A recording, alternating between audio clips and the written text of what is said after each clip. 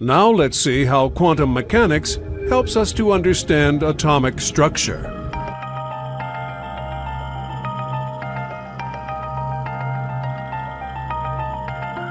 It was during the early decades of the 19th century that the structure of atoms was coming into focus. It was known, for example, that a hydrogen atom contained one proton and one electron. But the scientists of the time could think of no stable arrangement of the two particles. It was known that a proton and any atom were grouped in a small central region called the nucleus, and that the electrons were somehow arranged in comparatively large distances outside the nucleus. But in hydrogen, if the electron were stationary, it would fall into the nucleus since the charges on the particles would cause them to attract one another. Yet the electron couldn't be in orbit circling the nucleus either. Circular motion requires consistent acceleration of circling body to keep it from flying away. But the electron has charge, and charged particles radiate light when they are accelerating. So an electron in a circular orbit would radiate light and would spiral into the nucleus.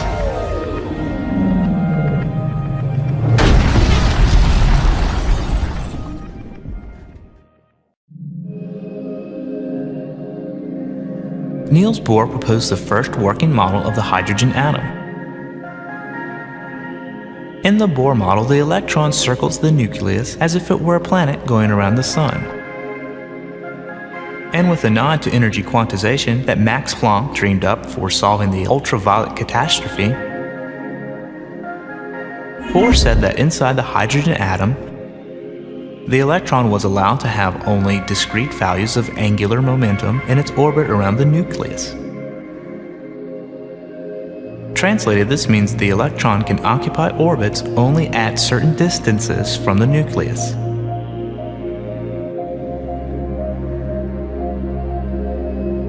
And Bohr simply dismissed the problem of an electron radiating away its energy by stating that it just didn't happen. Even great scientists cheat sometimes. He postulated that inside an atom, electrons only radiate energy when they jump from one allowable orbit to another. And the energy of this radiation reveals the allowable orbits.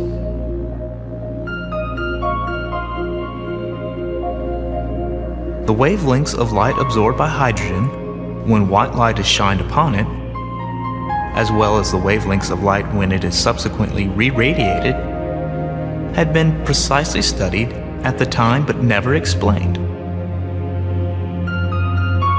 Here's a sample of an absorption spectrum and an emission spectrum.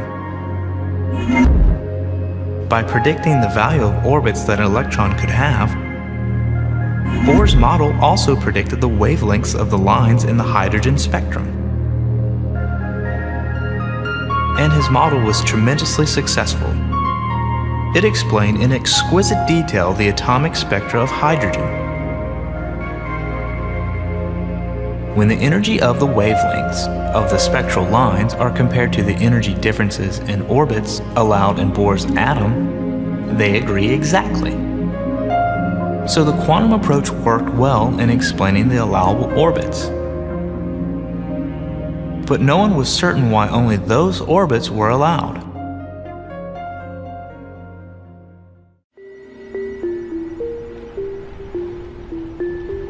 In his doctoral dissertation in 1924, Louis de Broglie put forward a simple idea that significantly advanced the understanding of the extremely tiny. A quantum leap forward, you might say. Since Einstein and Planck and Compton had firmly established that light could have the characteristics of both a wave and a particle, de Broglie suggested that matter particles, protons, electrons, atoms, billiard balls, could sometimes act like waves. And when this idea was applied to Bohr's atom, it answered many questions. First, the allowed orbits had to be exact multiples of the wavelengths calculated for the electrons.